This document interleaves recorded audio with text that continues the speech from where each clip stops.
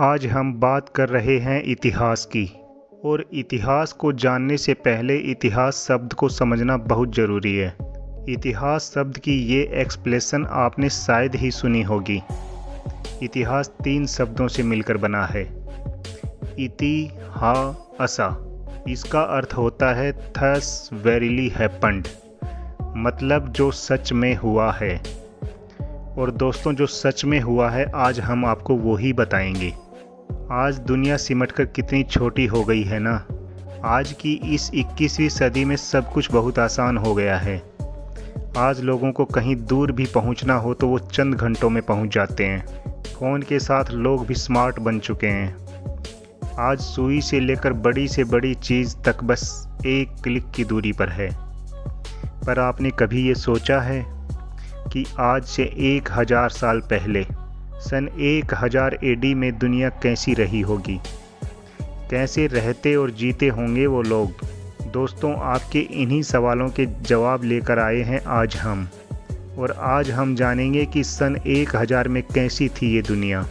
उससे पहले अगर आपने इस चैनल को सब्सक्राइब नहीं किया है तो प्लीज़ सब्सक्राइब कर लीजिए और बेल आइकन को भी दबा दीजिए। ये 1000 साल पहले की दुनिया, यानी कि सन 1000 से 1100 के आसपास की दुनिया। ये टाइम फ्रेम इतिहास में मध्यकालीन युग में यानी कि मिडाइवल हिस्ट्री में आता है। इस समय पर भारत के जो रूलर थे उनको हिस्ट्री की किताबों में इंडिजीनियस रूलर कहा जाता है। इसके अलावा कुछ बाहरी हमलावर भी भारत आए थे और कुछ जगहों पर ये बाहरी हमलावर भी राज कर रहे थे। इस समय भारत में पांड्याज और चोल राजाओं का शासन था। यातायात के साधन सन 1000 में। 1000 ईस्वी का ज़माना हमारे आज के युग से बिल्कुल अलग था।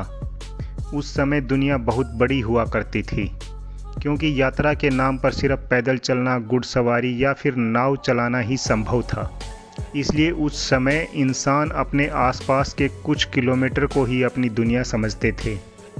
सैकड़ों किलोमीटर के पार की दुनिया तो उनके लिए एकदम नई दुनिया हो जाया करती थी। भारत में एक कहावत है कि कोस कोस पर बदले पानी, 10 कोस पर बानी, यानी कि कुछ किलोमीटर के पार बोली बदल जाती थी।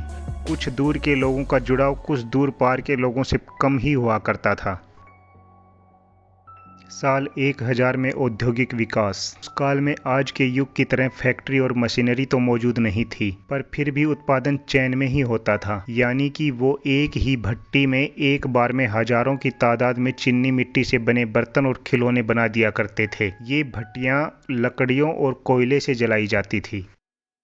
भारत में उस समय कपड़े, खान पान की चीज़ें तथा बड़े तौर पर मसालों का उत्पादन होता था और भारत से ये चीज़ें पूरी दुनिया में भेजी जाती थी। इस समय काल में भारत दुनिया का 30% गुड्स, फूड्स और सर्विसेज प्रोड्यूस करता था। इसी क्रम में चाइना दुनिया का 25% तथा यूरोप 11% करता था। ज़्यादा पॉपुलेशन भी उस समय इन तीनों रीजन में होती थी। इसके अलावा पूरी दुनिया में यानी America, Latin America, Australia, northern Russia, यहाँ पर पॉपुलेशन भी कम थी और विकास भी।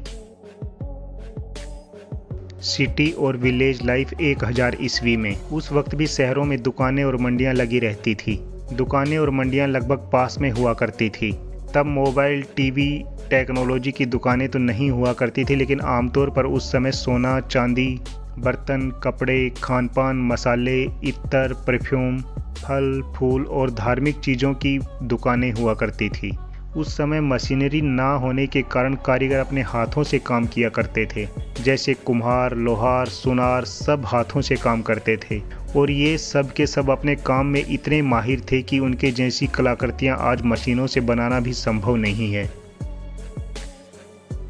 उस समय शहरों में केवल 10% लोग ही रहते थे, बाकी 90% जनसंख्या गाँवों में बसती थी। हर एक गाँव में बड़े बड़े तालाब होते थे। हर एक गाँव में कम से कम एक मंदिर होता ही। तब किसान अपनी खेती के लिए बरसात के पानी पर निर्भर रहते थे। हाउसिंग और कंस्ट्रक्शन वर्क सन 1000 में।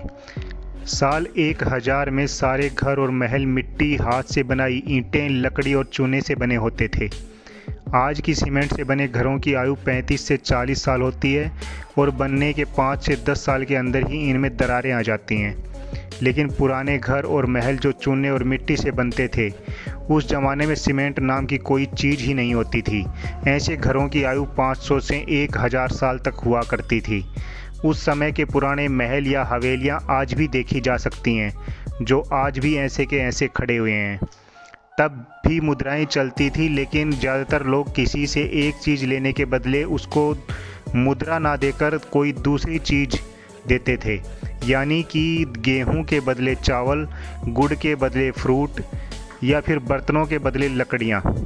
ऐसे ही ज़्यादातर एक दूसरे को वस्तुएं देकर ट्रेड हुआ करता था और इसी तरह सबको चीज़ों की आपूर्ति हो जाया करती थी। उस समय ज़्यादातर लोग पीढ़ी दर पीढ़ी सेम काम किया करते थे। आज के युग में एजुकेशन और अपॉर्चुनिटी उस वक्त से ज़्यादा है, इसलिए आज के युग में जो फादर करता है उसका बेटा सेम वो ही काम नहीं करता। वो अपनी स्किल और इंटरेस्ट के मुताबिक काम करता है, पर उस ज़माने में ऐसा नहीं था। तब जो काम पिता करता था उसकी अगली पीढ़ी भी वही काम करती थी। जुडिशरी।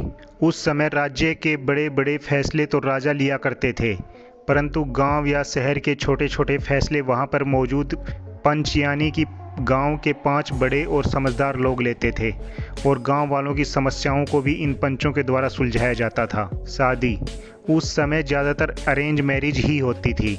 उस समय पर एक ही गांव या एक ही गोत्र में शादियां नहीं होती थी, हालांकि शादियां आसपास के गांवों में ही होती थी।